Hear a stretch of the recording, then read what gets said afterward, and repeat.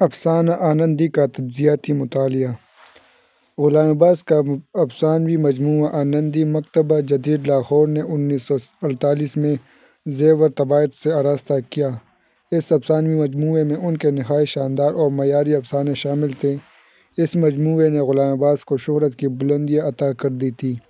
اس مجموعے میں جواری، خمسائے کتبہ، خمام میں ناک کاٹنے والے، چکر، اندھیرے میں سمجھوتہ، سیاہ و سفید اور آنندی ایسے معروف افسانے شامل تھے۔ اس مجموعے کے افسانے کتبہ، جواری، خمسائے اور آنندی نے غلام عباس کو بڑے افسانہ نگاروں کی صف میں جا کھڑا کیا تھا۔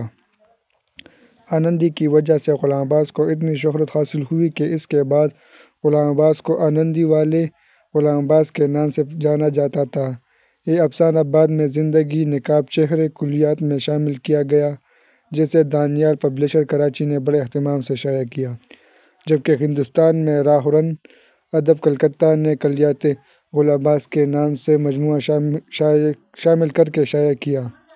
غلام عباس کا دور بالا خانوں کے عروج کا دور تھا۔ اس دور میں لکھنوی تہذیب مٹ چکی تھی، بس اس کے دھندلے سے نقوش باقی تھے، لیکن طوائفوں کا وجود پھر بھی باقی تھا اور وہ معیشت پر مسلط تھے۔ اس لیے غلام عباس کے زیادہ تر افسانوں میں عورت کا یہی کردار ابھرتا ہے۔ بنور بھی ایک ایسا ہی افسانہ ہے جس میں بہار اور گل دو ایسے ہی کردار ہیں جن کا تعلق اس بازار سے ہے جس کا نہ سننا اور لینا شرفا کے خواہ گناہ سمجھا جاتا ہے۔ بہار اور گل بھی دو ایسی ہی طوائفیں ہیں جن کے بارے میں یہ افسانہ لکھا گیا ہے۔ آنندی کی طرح بنور کے مرکزی کردار بھی طوائف کے گرد گھومتے ہیں۔ غلام عباس نے طوائف کے حوالے سے بہت کم افسانے لکھے ہیں۔ طوائف کی زندگی پر لکھا گیا شاہکار افسانہ آنندی ہے۔ اس افسانے نے طوائف پر لکھے گئے افسانوں کو بہت پیچھے چھوڑ دیا۔ آنندی غلام عباس کا ایک ایسا شاہکار ہے جس پر انہیں بہت زیادہ شہرت اور عزت ملی۔ آنندی کے بعد غلام عباس کا نام پریم چند، منٹو اور بیدی کے برابر لیا جانے لگا۔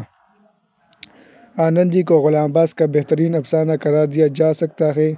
زبان و بیان کے لحاظ سے آنندی ایک اہم ترین افسانہ ہے جس میں غلام عباس کی زبان پر بھرپور گرپ محسوس ہوتی ہے۔ وہ افسانے کی تراش خراش میں انفرادیت رکھتے ہیں۔ ان کے افسانوں میں بحیثیت مجموعی پیزادیمہ پن کے عقب میں معنی خیز موجود رہتی ہے۔ وہ چیزوں کو بڑی عمیق نظروں سے دیکھتے ہیں اور انہیں اپنے ذہن کے کینوس پر نقش کرتے چلے جاتے ہیں، اور جب لکھنے بیٹھتے ہیں تو ایک چیز نکل کر ان کے سامنے آ کھڑی ہوتی ہے۔ وہ بڑی سہولت کے ساتھ ان کو بڑی باریک بینی سے افسانے کا حصہ بناتے چلے جاتے ہیں۔ آنندی کی تکنیک عام سادوں سے بہت منفرد ہے۔ اس میں دو یا چند کرداروں کو نہیں بلکہ پورے شہر کو ایک مجسم کردار کی صورت میں پیش کیا گیا ہے۔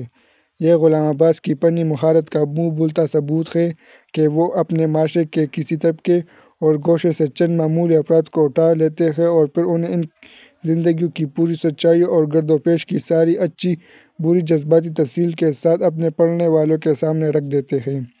غلام عباس کے افسانوں میں جزیات نگاری بھی درجہ کمال کو پہنچی ہوئی ملتی ہے۔ وہ جب کسی کردار پر قلم اٹھاتے ہیں تو اس کردار کے آس پاس کے ماحول کو بھی بڑی خوبصورتی اور ریاضی سے پینٹ کرتے چلے جاتے ہیں کہ قاری کی آنکھوں کے سامنے ایک تصویر بنتی چلی جاتی ہے۔ افسانہ آنندی کے بارے میں نون میم راشد لکھتے ہیں: اس کہانی میں غلام عباس نے اس عورت کے گرد گرد جس طرح ایک پورے شہر کی تعمیر منزل بمنزل دکھائی دیتی ہے، وہ ایک طرف تو پوری تہذیبی ترقی کی تمثیل تھی، دوسری طرف اخلاق کے ان نیک دل اور نیک نیت نگہبانوں پر ایک خندہ تضحیک تھا جو ہر تجربے کے باوجود یہ سمجھتے ہیں کہ گناہ کو اگر شہر بدر یا انسان بدر کر دیا جائے تو ہمیشہ کے لیے روپوش ہو جاتا ہے اور پھر کبھی سر نہیں اٹھاتا، جو یہ سمجھتے ہیں کہ قانون کے ایک ہی تعزیانے سے ہر بدی کو ہمیشہ کی نیند سلایا جا سکتا ہے۔ غلام عباس کے افسانوں کو پڑھنے کے بعد یہ ضرور محسوس ہوتا ہے کہ انہوں نے قدیم اردو داستانوں سے لے کر جدید افسانوی ادب تک مطالعہ نظر عائد کیا۔ انگریزی ادب سے بھی غلام عباس بڑی حد تک واقف تھے، اس لیے ان کے افسانوں میں ایک خاص فنی رچاؤ ہے۔ وہ اپنے افسانوں کو مغربی ادب کی کسوٹی پر پرکھتے ہیں۔ افسانہ نگاری کے سلسلے میں غلام عباس کا یہ خیال تھا کہ افسانہ نگار کو وہی لکھنا چاہیے جو اس کے تجربے اور مشاہدے میں ہو۔ انہوں نے اپنے افسانوں کے بارے میں کہا ہے کہ ان کا ہر افسانہ ان کے ذاتی تجربے اور مشاہدے پر مبنی ہے۔ اکثر وہ اپنے افسانوں کا مرکزی کردار خود ہوتے ہیں۔ آنندی کو نوآبادیاتی تناظر میں بھی دیکھا جا سکتا ہے۔ ایک نئے شہر کی تعمیر، ایک نئی کالونی کی آباد کاری دکھائی دی گئی ہے کہ جس میں دکانوں کی تعمیر کے ساتھ ساتھ وہاں پر اشیاء خورد و نوش بیچنے والوں کی آمد اور پھر ان کی دکانداریاں بڑھنے لگتی ہیں۔ جب تک طوائفوں کے لیے مکانات تعمیر ہوتے ہیں، اس کے ساتھ ہی ایک اچھا خاصا بازار ماہر وجود میں آ جاتا ہے۔ طوائف کے موضوع پر آنندی ایک معیار کی حیثیت رکھتا ہے۔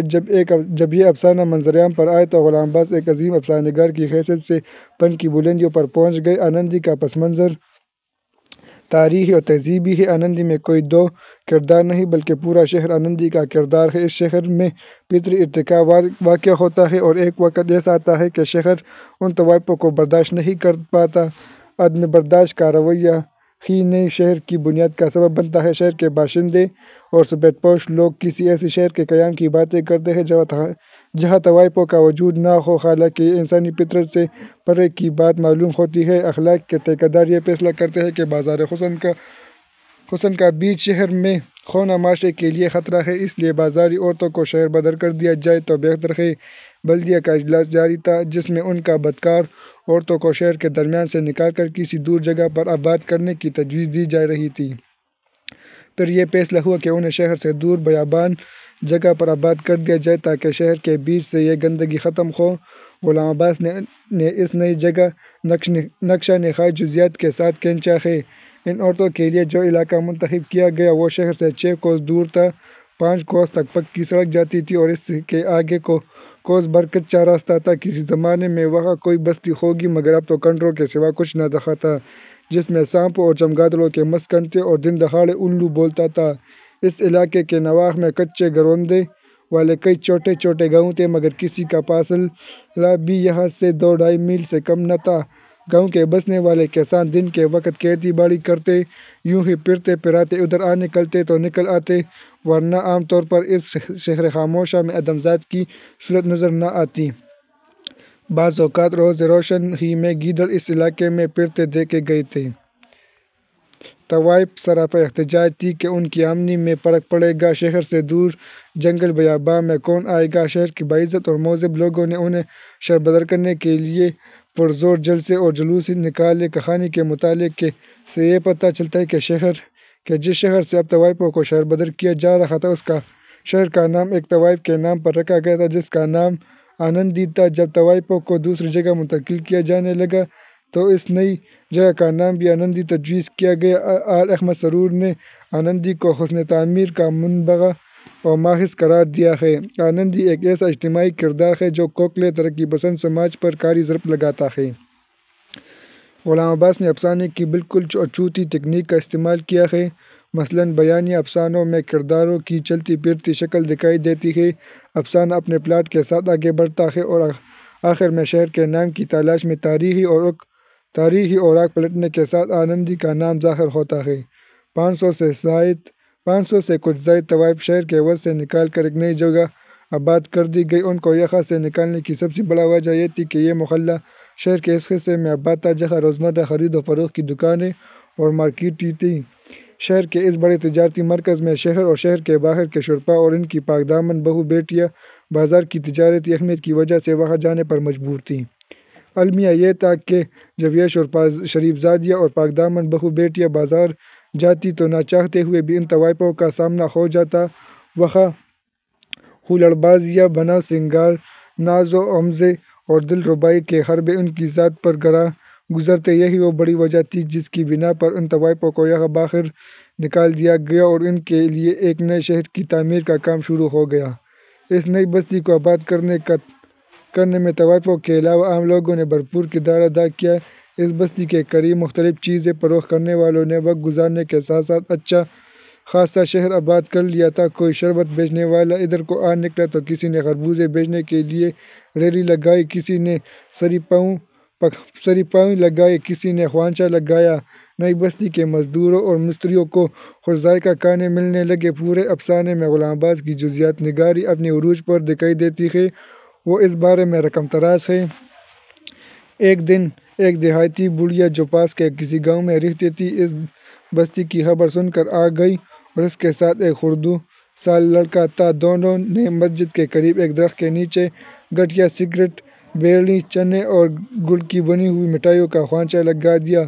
بڑھیا کو آئے ابھی 2 دن بھی نہ گزرے تھے کہ ایک بوڑھا کسان کہیں ایک مٹکا اٹھائے لایا اور کنویں کے اس اینٹوں کا ایک چھوٹا سا چبوترا بنا ایسے کہ دودھ شکر کے شربت کے گلاس بیچنے لگا۔ ایک کنجوے کو خبر ہوئی، وہ ایک ٹوکری میں خربوزے بھر کر لایا اور خوانچہ والی بڑھیا کے پاس بیٹھ کر لے خربوزے، شہد سے میٹھے خربوزے کی صدا لگانے لگا۔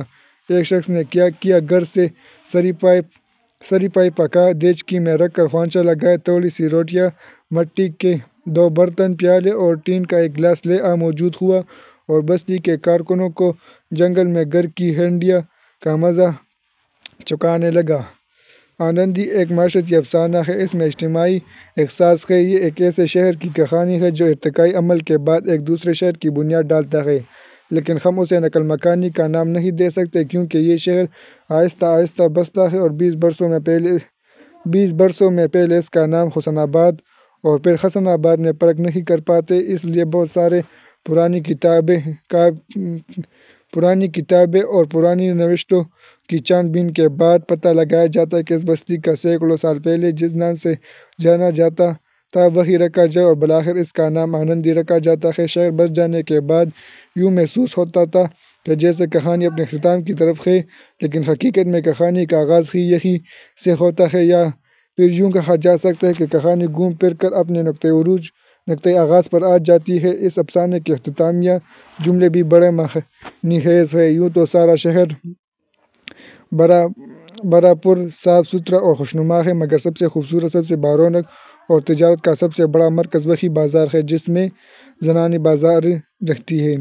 آنندی دراصل ایک اینٹ پر دوسرے اینٹ کی کہانی ہے جس میں انسان کی فریب خوردگی اور حماقت کو کوئی عمل دخل نہیں دیتے، بلکہ وہ یہاں بھی بڑے معتدل اور اعتدال پسندی کا مظاہرہ کرتے ہوئے، اپنی روایتی دھیمے پن کا مظاہرہ کرتے ہوئے کہانی کو لے کر آگے بڑھتے ہیں۔ آنندی ایک ایسے شہر کی کہانی ہے جو لوگوں کی فریب خوردگی اور حماقت کا مظہر ہے۔ وہ سمجھتے ہیں کہ نیا شہر بس جانے سے ان کی اولاد، بہو بیٹیاں اور دیگر افراد طوائفوں کے شہر سے دور رہیں گی، مگر یہ ان کی غلط فہمی تھی، کیونکہ ایک نئی بستی کے بستے بستے اچھا خاصا شہر آباد ہو جاتا ہے اور چند سالوں بعد ایک بار پھر انہیں احساس ہوتا ہے کہ اس بازار کو شہر سے کہیں دور آباد کر دیا جائے تو معاشرے کے لیے بہت بہتر ہو سکتا ہے۔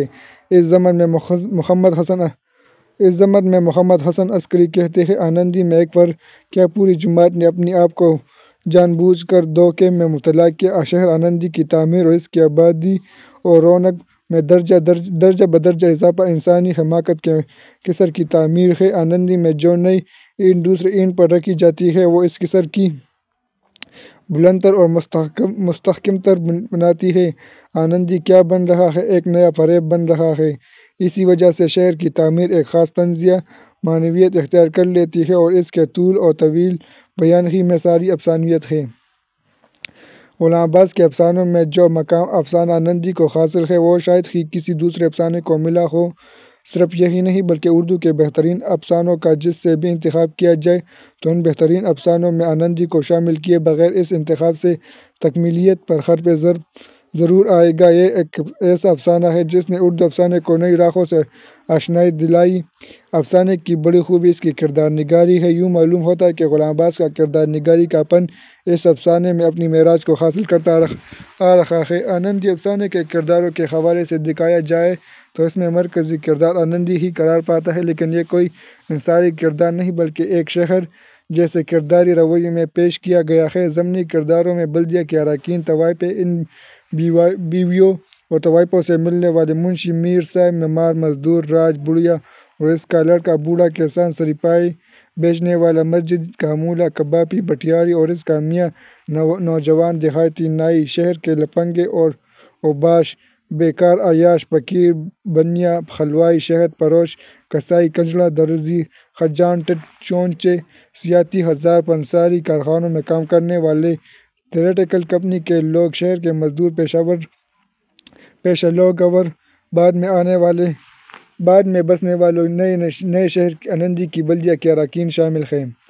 اس افسانے کے مرکزی کردار آنندی کے حوالے سے دیکھا جائے تو یہ افسانہ ترقی پسند فکر کا ایک آفاقی نمونہ بن کر ہمارے سامنے آتا ہے۔ آنندی کی بڑی خوبی یہ ہے کہ یہ کردار بظاہر اکیلا ہونے کے باوجود اپنے اندر اجتماعیت پوشیدہ کیے ہوئے ہے۔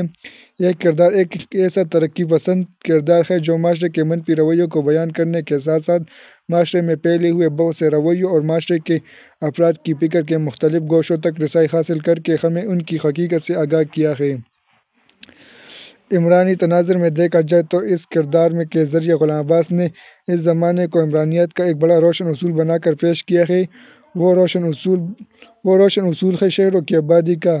اس کردار کے ذریعے یہ بات سامنے آتی ہے کہ شہر آہستہ آہستہ آباد ہوتے ہیں اور یہ ان کے آباد ہونے میں بڑا عمل دخل کر زندگی گو ہے۔ جہاں زندگی ہو وہاں شہر کی آبادکاری خود بخود ہوتی چلی جائے گی۔ اس افسانے میں آنندی جو کہ خود ایک شہر کا کردار ہے، اس سے ظاہر ہوتا ہے کہ شہر کی آبادکاری کے عمل کے دوران میں اگر معاشرتی اور اخلاقی حوالے سے بورے دیے گئے لوگوں کو الگ بھی کر دیا جائے تو پھر بھی کیونکہ وہ ذی روح ہوتے ہیں اس لیے وہ اپنے لوازمات خود بخود پیدا کرتے چلے جاتے ہیں اور یہی لوازمات بعد ازاں بتدریج منظم ہوتے ہوئے ایک نئے شہر کی بنیاد ڈالنے کا سبب بن جاتے ہیں۔ آنندی کا کردار ایک ایسا کردار ہے جو موجود بھی ہے اور اسی وقت عدم موجودگی کا شاخسانہ بھی ہے۔ حقیقت میں دیکھا جائے تو شہر کا نام بھی ایک طوائف کے نام پر رکھا گیا تھا اور بعد میں جب نیا شہر آباد کیا جاتا ہے تو پھر بھی اسی نام سے اس کی آبادکاری بھی عمل میں لائی جاتی ہے۔ اس شہر کے بدلتے ناموں اور پھر اصل نام جو کہ اس کے کردار کے حوالے سے خاص اہمیت رکھتا ہے اس کی طرف مراجعت اضافے میں یوں ملتی ہے۔ شروع میں کئی سال تک یہ شہر اپنے رہنے والوں کی مناسبت سے حسن آباد کے نام سے موسوم کیا جاتا رہا مگر بعد میں اسے نامناسب سمجھ کر اس میں تھوڑی سی ترمیم کر دی گئی، یعنی بجائے حسن آباد کے حسن آباد کہلانے لگا مگر یہ نام چل نہ سکا کیونکہ عوام حسن اور حسن میں کچھ امتیاز کرتے۔ آخر بڑی بڑی بوسیدہ کتابوں کی ورق گردانی اور پرانے نوشتوں کی چھان بین کے بعد اس کا اصلی نام دریافت کیا گیا جس سے یہ بستی آج سے سینکڑوں برس قبل اجڑنے سے پہلے موسوم تھی اور وہ نام ہے آنندی۔ یوں اس نام میں ہی اصل میں اس افسانے کا پورا منظرنام اور کرداری مہارت چھپی نظر آتی ہے۔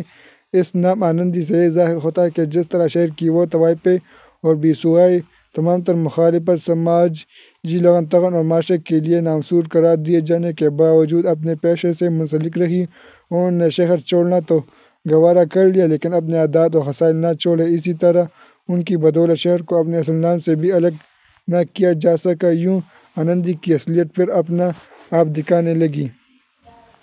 افسانہ آنندی جن کرداروں کے شب و روز کے گرد گھومتا ہے ان میں اہم کردار ان طوائفوں یا بیوؤں کا ہے جن کی وجہ سے پرانے شہر کے لوگ بہت تنگ ہیں۔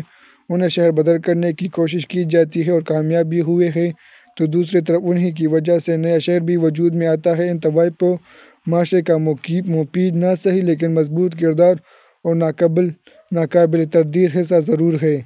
معاشرے کے غریب غربا ان کے کوٹوں کے باہر اپنی روزی روٹی کا انتظام کرتے ہیں تو معاشرے کے امراء اور عیش پرست طبقہ کے افراد ان سے اپنی جنسی خواہشات کی تسکین کے لیے تعلقات استوار کرنے پر مجبور ہوتے ہیں اور یہی تعلقات اس بات کی گواہی دیتے ہیں کہ معاشرے میں حقارت کا نشانہ بننے کے باوجود ان طوائفوں کے کردار سے صرف نظر نہیں کیا جا سکتا۔ تھوڑی دیر کے لیے ہم ان طوائفوں کے کردار کے حوالے سے اضافے کی طرف چلتے ہیں کہ معاشرے کے وہ تمام افراد جو بالواسطہ یا براہ راست کسی نہ کسی طرح سے ان طوائفوں سے منسلک ہیں وہ ان کو معاشرے کے لیے کیا سمجھتے ہیں۔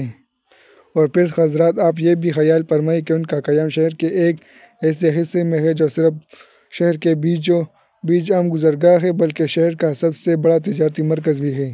چنانچہ ہر شریف آدمی کو چاروں ناچار اس بازار سے گزرنا پڑتا ہے۔ علاوہ ازیں شرفا کی پاک دامن بہو بیٹے اس بازار کی تجارتی اہمیت کی وجہ سے یہاں آنے اور خرید و فروخت کرنے پر مجبور ہیں۔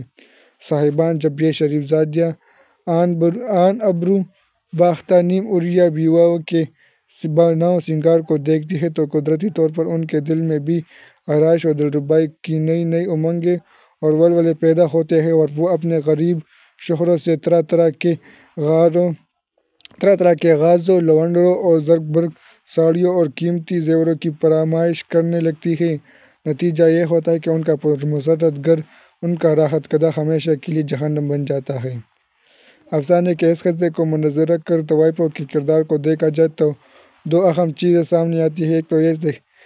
ایک تو یہ کہ طوائفوں کا بناؤ سنگار ان کے دائیں اور یوں اہم تجارتی مرکز میں ان کی سرعام نمائش ایک حقیقت اور فطری چیز ہے۔ فطری اس حوالے سے کہ وہ جس پیشے سے منسلک ہے، اس کا تقاضا یہی ہے کہ اپنے گاہکوں کو اپنی طرف لانے اور ان کا دل لبھانے کے لیے وہ اپنا روایتی کردار ادا کرنے پر مجبور ہے۔ دوسری طرف معاشرے کے شریف اور عزت دار طبقے کی بہو بیٹیوں کا بیان کیا گیا ہے کہ وہ جب اس بازار میں جاتی ہے تو ان طوائفوں کے بناؤ سنگار کو دیکھ کر خود بھی اپنے غریب شوہروں سے ان چیزوں کی فرمائش کرتی ہے جن کو پورا نہ کر سکنے کی وجہ سے عشرت کدہ گھر جہنم بنتے جا رہے ہیں۔ پہلی بات تو یہ کہ طوائفیں جس پیشے سے منسلک ہیں وہ اس کے تقاضے پورے کرنے پر مجبور ہیں۔ اگر ان کے کردار کو شر کا کردار قرار دیا جائے تو سوال یہ پیدا ہوتا ہے کہ معاشرے میں شر کی قوتیں جب اپنا کردار ادا کر ہی ہے تو خیر کی قوتیں جن کے نمائندے معاشرے کے شریف اور عزت دار گھرانے کے افراد بشمول ان کی عزت دار بہو بیٹیاں ہیں وہ اپنا کردار ادا کر رہی ہے تو اس قدر مضبوط کردار ادا کر رہی ہے کہ جب ان کو نکالنے کی بات ہوتی ہے تو وہ منظر ذرا ملاحظہ فرمائیے صاحبان، یہ بھی آسان کام نہیں۔ ان کی تعداد 10-20 نہیں، سینکڑوں تک پہنچتی ہے، اور پھر ان میں سے بہت عورتوں کے ذاتی مکانات ہیں۔ معاشرے میں برائی کا کردار نبھانے والی ان شرپا کی قوتوں کو اس مقام تک پہنچانے کے پیچھے دراصل خیر کی قوتوں کی غفلت اور لاپرواہی شامل ہے جو وہ اب تک برتتے چلے آئے ہیں۔ وہ قوتیں ان شرپا کی قوتوں کا ادراک کرنے اور ان کی اصل حقیقت جاننے اور اپنے آنے والی نسلوں کو ان کے مضر اثرات سے بچانے کی بجائے ذاتی عیش و عشرت کا سامان کرتے رہے، اور آج وہ قوتیں اس قدر مضبوط ہو کر سامنے آتی ہیں کہ وہ معاشرے میں اپنا وجود منوا رہی ہیں۔ طوائفوں کے کردار کے حوالے سے دیکھا جائے تو ان کے ہاں تمام تر برائیوں اور بے حیائی کے باوجود اپنی ذاتی پسند ناپسند اور عزت نفس کا چلن بھی ملتا ہے۔ یہ درست ہے کہ وہ جسم فروشی کرتی ہے، لیکن یہ بھی ایک حقیقت ہے کہ وہ معاشرے میں اپنی حیثیت اور مرتبے سے بھی غافل نہیں ہے۔ وہ طوائف پیشہ ضرور ہے لیکن معاشرے میں وہ عزت دار گھرانوں کی عورتوں کی طرح اپنا وقار اور رسوخ بھی نہ صرف رکھتی ہے بلکہ اسے قائم بھی رکھنا چاہتی ہے۔ اسی وجہ سے وہ نچلے طبقے کے لوگوں سے رسم نہیں پڑھاتی۔ جب ان طوائفوں کی شادی کی بات کی جاتی ہے تو ذرا منظر دیکھیے۔ ایک صاحب بول اٹھے، یہ عورتیں شادی کیوں نہیں کر لیتی؟ اس پر ایک طویل فرمائشی قہقہہ پڑا اور وہاں کی ماتمی فضا میں یکبارگی شگفتگی کے آثار پیدا ہو گئے۔ جب اجلاس میں خاموشی ہوئی تو صاحب صدر بولے، حضرات، یہ تجویز بارہا ان لوگوں کے سامنے پیش کی جا چکی ہے۔ اس کا ان کی طرف سے یہ جواب دیا جاتا ہے کہ آسودہ اور عزت دار لوگ خاندانی حرمت و ناموس کے خیال سے انہیں اپنے گھروں میں نہ گھسنے دیں گی، اور مفلس اور ادنیٰ طبقے کے لوگوں کو جو محض ان کی دولت کے لیے ان سے شادی کرنے پر آمادہ ہوں گی، یہ عورتیں خود منہ نہیں لگائیں گی۔ افسانے کے ان سطروں سے واضح ہوتا ہے کہ ہمارے معاشرے میں عزت و ناموس صرف وہی ہے جو ہمارے گھروں کی چار دیواروں کے اندر ہے۔ دوسروں کے ساتھ ہمارا رویہ اور سلوک، دوسروں کی عزت و ناموس کی ہمارے ہاں کوئی حقیقت نہیں۔ طوائف پیشہ عورتیں اپنے کردار اور حیثیت سے بخوبی واقف ہیں۔ جب معاشرہ انہیں عزت دینے پر آمادہ نہیں تو وہ معاشرے کے افراد کو اپنی دولت پر بھی تیار نہیں۔ یوں برائی پھیلتی چلی جائے، انہیں اس سے کوئی غرض نہیں۔ معاشرہ عزت چاہتا ہے اور عزت کی تگ و دو میں لگا ہے لیکن عزت دینے کی طرف نہیں آتا۔ وہ طوائفیں دولت چاہتی ہیں، وہ دولت کی طرف مائل ہیں اور دولت کسی کو دینے پر آمادہ نہیں ہوتی۔ یہاں پر ان طوائفوں کا کردار بہت توانا انداز میں سامنے آتا ہے کہ معاشرے کی نسبت انہوں نے جس راستے کا اختیار کیا وہ اپنی عزت اور ناموس سب کچھ کر بھی اس کے حصول یعنی حصول زر کے راستے پر گامزن ہے۔ جب معاشرے کی عزت دار اور عزت مند معاشرے سے اس برائی کو ختم کرنے اور انہی کو آنے والی نسلوں کو اس جہنم کدہ میں جانے سے بچانے کے لیے اپنی نام نہاد خاندانی عزت و وقار کا لبادہ اتارنے کو تیار نہیں، وہ ان طوائفوں کوٹھے پر جا کر اپنی جنسی تسکین تو حاصل کر سکتے تھے، لیکن اپنے گھر میں لا کر بساتے وقت ان کی خاندانی ناموس میں محل میں شگاف پڑنے کا خدشہ پیدا ہو جاتا ہے۔ اس افسانے میں ان طوائف اور معاشرے کے عزت پسند لوگوں کے کرداروں کے حوالے سے بات کرتے ہوئے ذرا آگے بڑھیں تو یہ حقیقت سامنے آتی ہے کہ شر اور برائی کی قوت قرار دیے جانے والا یہ طبقہ معاشرے سے آخر دم تک وجود کا حق منوانے کی کوشش میں سرگرداں رہتا ہے، اور معاشرے کو ان کا حق تسلیم بھی کرنا پڑتا ہے، اس لیے انہیں شہر سے باہر آباد کیا جاتا ہے۔ یہاں بھی وہ توانا انداز میں ابھرتی ہے، اور ان کی وجہ سے یہ شہر چند سالوں بعد جب پرانے شہر کی نئی نسل پروان چڑھ چکی ہوتی ہے تو ان طوائفوں کی نئی نسل بھی سامنے آ چکی ہوتی ہے، اور یوں سالوں پہلا کھیلا جانے والا فضول کھیل ایک بار پھر کھیلنے کی تیاری شروع ہو جاتی ہے۔ آنندی کے تمام کردار ان کے مشاہدے اور تجربات کی پیداوار ہے۔ آنندی پڑھنے کے بعد ہم یہ محسوس کرتے ہیں کہ اس مجموعے کے تمام افسانے غلام عباس کے تجربے اور مشاہدے پر مبنی ہیں۔ انہوں نے خود بھی اعتراف کیا ہے، ان کا ہر افسانہ ان کے ذاتی تجربے اور مشاہدے کا عکس ہے۔ اس ضمن میں وہ لکھتے ہیں، میرا افسانہ آنندی بھی اسی قسم کے مشاہدے پر مبنی ہے جو میں نے طوائفوں کے علاقوں کی تعمیراتوں کے سلسلے میں مشاہدہ کیا۔ یہ علاقہ میرے راستے میں تھا اور میں ہر روز دفتر آتے جاتے اسے بنتا سنورتا دیکھتا رہتا، اور مشاہدے کے ساتھ ساتھ تھوڑی سی خیال آمیزی افسانے کو کہاں سے کہاں پہنچا دیتی ہے۔ واقعہ صرف اتنا تھا کہ طوائفوں کو چوڑی سے نکال دیا گیا تھا، اور میں نے اس طبقے کو شہر سے کوسوں دور ایک اجاڑ مقام پر لے جا پھینکا تھا۔ جب 20 برس بعد ان آبرو باختہ عورتوں کے ارد گرد شہر آباد ہو گیا تو اس کی میونسپل کمیونٹی نے بھی اپنے علاقے سے انہیں نکالنے کا مطالبہ کر دیا۔ کہنے کا مطلب یہ ہے کہ بعض دفعہ مشاہدہ اپنے طور پر مکمل ہوتا ہے اور بعض دفعہ اس میں خیال آمیزی کرنی پڑتی ہے۔ جیسا کہ ہم جانتے ہیں کہ تخلیق کار اپنی تخلیق میں خود موجود ہوتا ہے تو وہ تخلیق زیادہ کامیاب ہوتی ہے۔ آنندی کی کامیابی کا راز بھی یہی کہ اس کا کردار پورا شہر ہے، تو ظاہر ہے کہ اس میں غلام عباس بھی موجود ہے۔ وہ تکنیک اور موضوع کے اعتبار سے آنندی اور اس کے مجموعے کے دوسرے افسانے پن کی بلندیوں سے ہمکنار نظر آتے ہیں۔ غلام عباس کی رائے پڑھنے کے بعد یہ نتیجہ اخذ کیا جا سکتا ہے کہ مشاہدہ اور تجربہ افسانے کو زمین سے اٹھا کر عرش پر پہنچا سکتا ہے۔ یہی کچھ آنندی کے ساتھ ہوا ہے۔ غلام عباس نے اس واقعے کو چاروڑی میں دیکھا اور اسے سپرد قلم کر دیا، اور یہی افسانہ ان کی پہچان بن گیا۔ آنندی غلام عباس کے شاہکار افسانوں میں شمار ہوتا ہے۔ افسانہ آنندی کے بارے میں معروف نگات افسانہ نگار محمد حمید شاہر لکھتے ہیں، غلام عباس کی بات کر رہا ہوں جنہوں نے 1939 میں آنندی لکھ کر ادبی دنیا میں ایک تہلکہ سا مچا دیا تھا۔ سب حیرت سے اس افسانے کو دیکھتے تھے۔ اچھا، یوں بھی افسانہ نہ لکھا جا سکتا تھا کہ اس کا کوئی ایک مرکزی کردار نہ ہو، کوئی ہیرو نہ ہو، نہ اینٹی ہیرو ہو، سب کچھ منظر ہو کر یوں کاغذ پر اترے کہ وقت پہلو بدلنا بھول جائے۔ ممتاز شیریں سے لے کر وارث الوی تک نے غلام عباس کا ذکر منٹو بیدی اور پریم چند کے ساتھ لیا۔ غلام عباس نے کم افسانے لکھے لیکن ان کا شمار ان بڑے افسانوں میں لیا گیا ہے۔ اس افسانے میں دو بڑے کردار یعنی شرفا اور طوائفوں کے حوالے سے یہ ایک روشن حقیقت ہے کہ ان دونوں کے درمیان ایک تصادم ہے جو ہمارے معاشرے کے کھوکھلے پن کو نمایاں کرتے ہیں۔ ہمارے معاشرے کا طاقتور اور سرمایہ دار طبقہ جو ایک بہتر نظام زندگی اور مہذب آئین حیات تیار کرنا چاہتا ہے، وہ معاشرے کی کمزوری کی اصل بنیاد کو پکڑ لے تو ایک صاف ستھرا معاشرہ قائم کیا جا سکتا ہے۔ لیکن المیہ یہ ہے کہ اس کی بنیاد وہ خود ہے، اور اپنے عیب چھپائے رکھنے کے لیے اپنی دولت کا استعمال کے ساتھ ساتھ دوسروں پر الزام تراشی کو بھی اپنا وتیرہ بناتے ہیں۔ مجموعی طور پر اس افسانے میں مختلف کرداروں کی باہمی کشمکش اور ایک دوسرے پر غلبہ پانے کی صورتحال بڑے مؤثر انداز میں بیان کی گئی ہے۔ آنندی ایک معاشرتی افسانہ ہے، اس میں اجتماعی زندگی، اجتماعی احساس ہے۔ یہ ایسے شہر کی کہانی ہے جو اجڑ کر دوسری جگہ بس جاتا ہے، لیکن ہم اسے نقل مکانی کا نام نہیں دے سکتے کیونکہ یہ شہر آہستہ آہستہ بستا ہے اور 20 برسوں میں پہلے اس کا حسن آباد رکھا جاتا ہے اور پھر اسے غیر مناسب سمجھ کر حسن آباد رکھا جاتا ہے، مگر لوگ حسن اور حسن میں فرق نہیں کر پاتے، اور اسے بہت ساری پرانی روایات سے معلوم ہوتا ہے کہ اس بستی کا برسوں پہلے جس سے جانا جاتا تھا وہی رکھا جائے، اور بلاخر اس کا نام آنندی رکھا جاتا ہے۔ نیا شہر بس جانے کے بعد بظاہر ایسا معلوم ہوتا ہے کہ جیسے کہانی اپنی منطق کے جام کو پہنچ گئی ہے، لیکن یہیں سے کہانی کا آغاز ہوتا ہے۔ یا پھر یہ بھی کہا جا سکتا ہے کہ کہانی گھوم پھر کر اپنے نقطۂ آغاز پر آ جاتی ہے۔ حوالہ جات، اگر آپ اسائنمنٹ وغیرہ سے لکھنے چاہتے تو میں اب حوالہ جات کو آہستہ آہستہ اسکرول کرتا جاؤں گا۔